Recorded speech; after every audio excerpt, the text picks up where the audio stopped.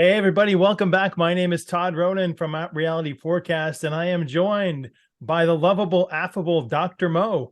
Meet Dr. Mo, who's a skilled practitioner who specializes in a variety of wellness techniques, including massage therapy, kinesiology, and muscle testing.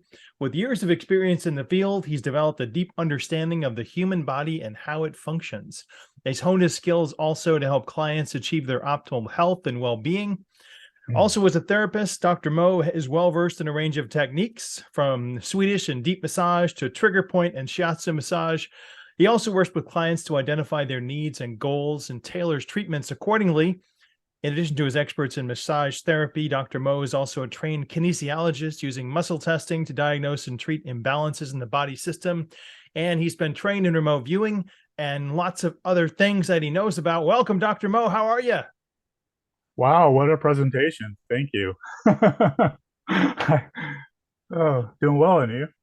I'm great. It's been a while, so we're glad to have you back. Everyone's excited to see you here. I just wanted to give a brief introduction because people don't know that much about you. You're enigmatic. Yeah, yes, I am. I'm in and out.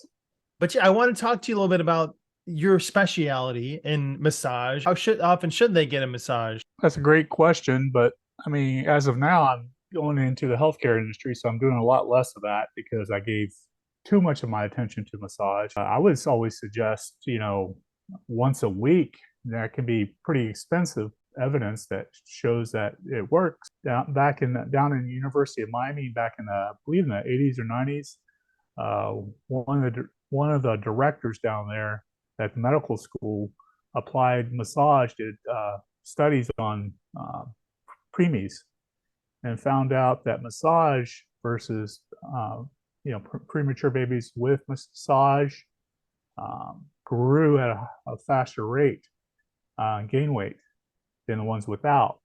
And they also tested two different components: light massage and moderate intensity. You would think, oh, the moderate's that's too much for a premature baby, let alone a baby. Actually, they did better than the ones receiving light massage. Check on placebo, they're babies. They don't know a difference. Wow, that's pretty amazing because you can't fudge those results. So once a week is really what people should strive for. Do you recommend other things that people don't know about that they should do either before or after they get their massage? I would suggest at least a minimum like one hour massage a month for maintenance. But if you have really bad problems, like I said, once a week or even twice a week, athletes do it, up to twice a week, and you can see big improvement. But of course, you want to see your doctor first because if you have any contraindications, it is not good. So the most important thing to remember is see your doctor first, or know the contraindications not to have massage. If you have inflammation, do not want a massage. If your hand has inflammation, like I had carpal tunnel neuropathy, no massage on my hands, my arms. Really? Yes, I ice them because massages just exasperate the situation, and then later stretch, and then self massage. That's how I kind of recouped my hands and arms. But other than that, I mean, lots of stretching, exercise. I mean, it's easier said than done. The hardest part of exercise is, walking, putting your shoes on to exercise, putting on your sneakers. But I mean, even for me, that's hard. I haven't been exercising in a while myself. I've been going to school full time. I do part time work a little bit, but yeah, uh, healthy diet. That's easier. That's the hardest one, I think, as a lifestyle change. So you want to incorporate, a little bit of everything, I believe. But diet's huge. Do you I don't want know to if I, talk more about the diet that you have adopted to make yourself feel better? yes, believe I lost quite a bit of weight. Of course, you can attest. I look more like I used to when I was in my 20s, and I mean, I've had a lot of muscle atrophy. So actually, one thing you have to be aware of when you do lose weight, considerable amounts of weight, you will go through muscle atrophy too, unless you constantly uh, lift weights or do some kind of anaerobic exercise. So it's very hard to keep the muscle on, but when you're losing lots of weight, because I weighed as much at one time like 280. several years back. But when I started on my recent diet, because I had the inflammation and I was in my hands and arms, so that was the main reason for me dieting. And I lost about 40, 50 pounds, so I'm at 195. But I like to gain it back a little bit, gain some muscle. But I basically, it was kind of similar to a keto diet or a Mediterranean hybrid. Eliminated a lot of the starchy vegetables. People don't realize that beans, rice, potatoes, even beans, yes, even carrots, yes, they have starch. And when you That's all break I them eat. down, yeah, it's a lot of sugar.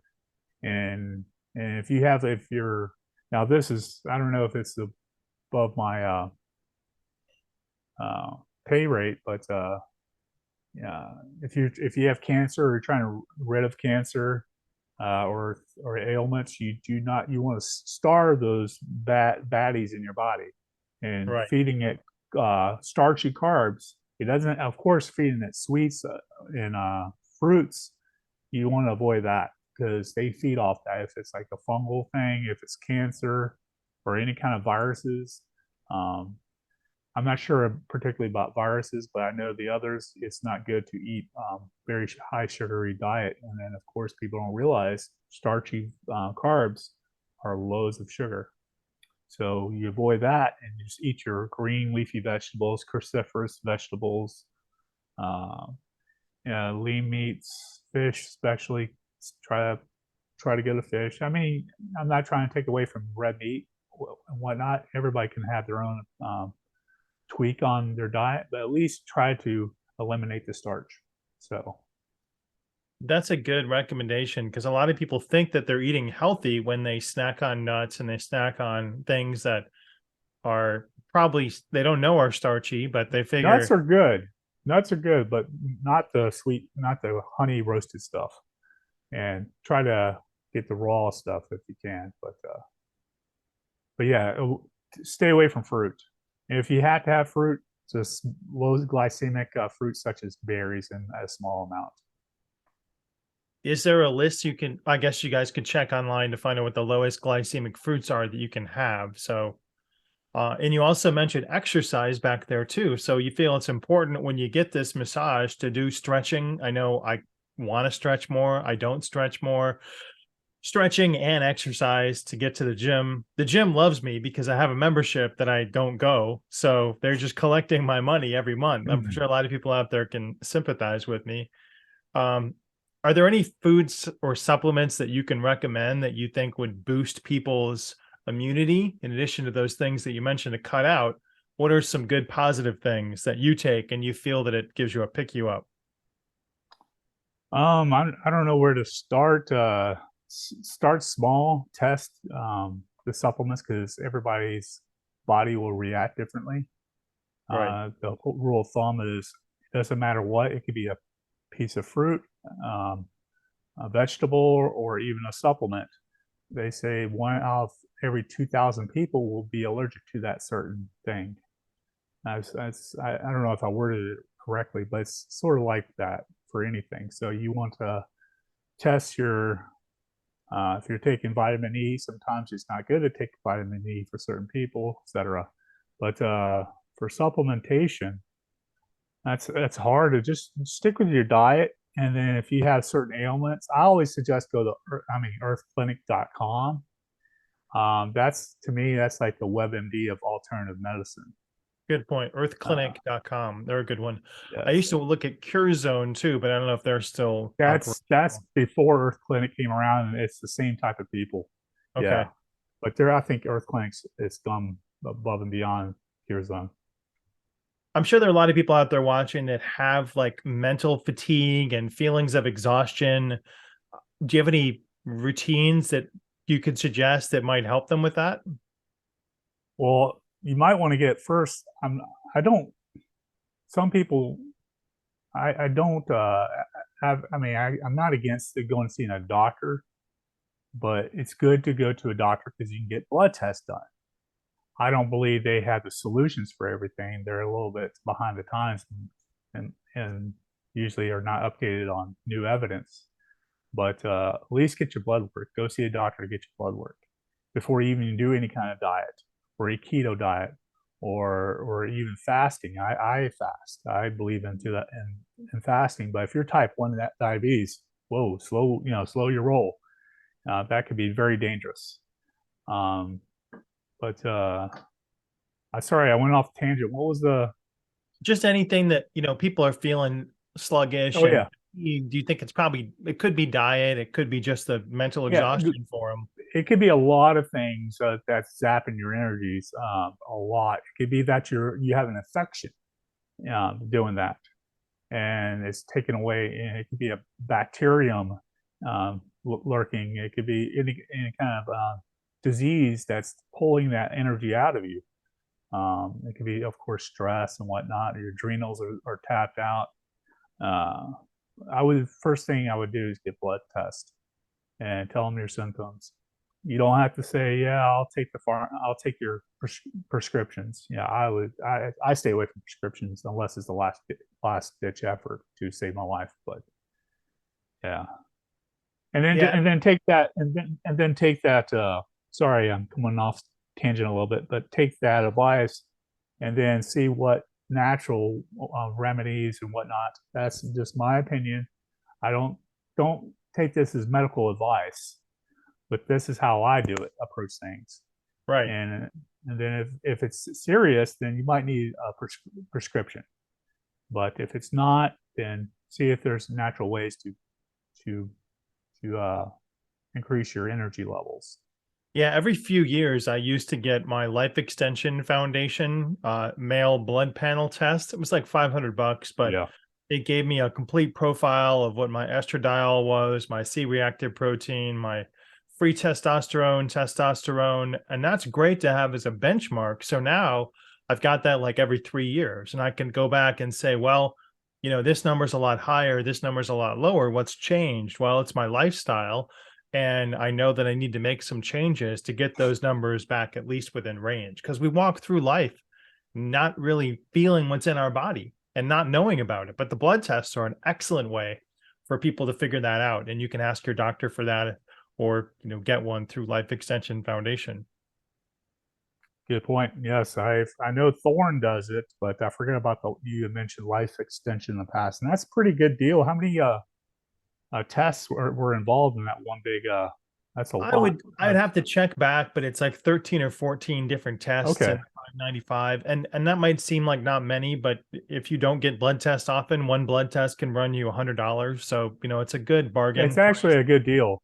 Yeah. Yeah, that's a really good idea and a good price if you haven't had that done before. There are a lot of people probably suffering with sleep problems too. Are there anything you can Oh suggest yeah. to help with getting to sleep early or fixing their sleep routine? Yes, that's a huge energy. Not having the right sleep it will take away years of your life.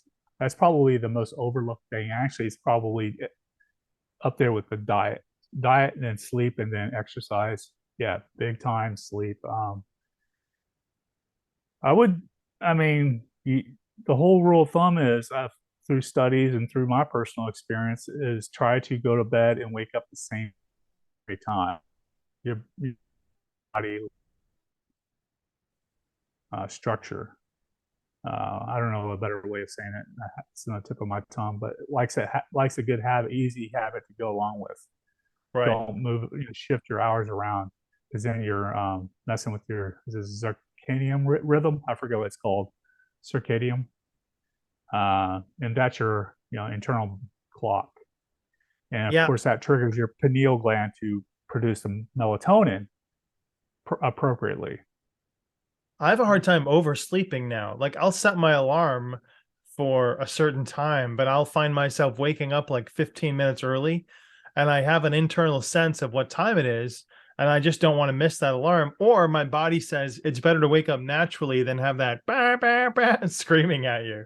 That's a little cortisol inducing the first thing in the morning, isn't it? Oh yes, yeah. I do not. I've got yeah. I've gotten used to not having to use my alarm clock anymore. But yeah, that's another benefit. If you get into a rhythm, you wake up before that alarm clock. supposedly will wake you up. But yeah, it's good. I've learned from Andrew Huberman. He does podcasts. He's a neuroscientist out of Stanford. He does a lot of a collaborative podcast with David Sinclair, who's a longevity expert, world known out of Harvard. But they both agree. But yeah, just for sleep patterns, it's essential to get it on cue. Um, I don't know what else to say about that, but yeah, it's best to actually, since humans are made to be awake during the daylight. It's just the way we're set. We're not like raccoons, um, but it's best to wake up and be outside, exposed to the morning sunlight, and it goes, and then your receptors in your eyes take it in for your brain and your pineal gland to set success up later on. And also, it's good to see the sunlight when it sets, and that better sets your sleep patterns and your neurological, I guess, pattern per se of doing being healthier, sleeping better. Do you have a personal opinion about the 7 months of fake time and the 5 months of real time that we all suffer throughout North America? Oh yeah, the time change. Ooh, I hate. I mean, yeah, those politicians should go to hell. I don't know. No, I'm sorry. I just don't get it. We don't need that anymore. But they do it for supposedly it's that U.S. has an edge economically. That's That's the fake news, right? yeah, It yeah. That's just what it just supposedly. hurts me because I have this innate sense of time. It always takes me like a month to adjust to the new false time that we're all under now. Unless you live in Arizona, then congratulations, you don't suffer Yeah, the lucky. same machinations of the clock that we all do. Yeah, I guess we gotta move to Arizona. Yeah. That's my goal, is to hit Sedona and I don't need to change my clocks anymore. That would be amazing. Any Do you questions do you might have, or oh, go ahead. I guess do so. you do any nutritional consulting for people? And if they were interested in getting in touch with you, would you be able to give them some recommendations? Yeah, I mean, yeah, I could do that. Uh, I'm not sure. I would have to learn a lot about that person and just give them, like you said, recommendations. Don't take my word as always. If you do get recommended to certain lifestyle changes, of course, address those changes to your doctor before you take it in play. Because don't have the proper blood work or medical or your medical history or background. So, but I mean, yes, I could definitely. I mean, give people advice because it worked for me. Plus, I'm taking classes on nutrition and health and whatnot as being part Okay. of my healthcare program. If anybody's interested in getting like a personal, I don't know, augmentation or a personal recommendation from Dr. Mo, you can email me remoteviewit@gmail.com with the subject line Dr. Mo, and I'll be happy to put you in contact with him and he'll let you know what his pricing is and how to schedule an appointment with him so he can get you some assistance. Dr. Mo, it's always wonderful to chat with you. Thanks for spending some time with me tonight. Oh, thank you very much for having me over on the Zoom room. Let's do this again real soon. All right, let's do. All Thank right. you. Bye, everybody. Thanks a lot. Bye, guys.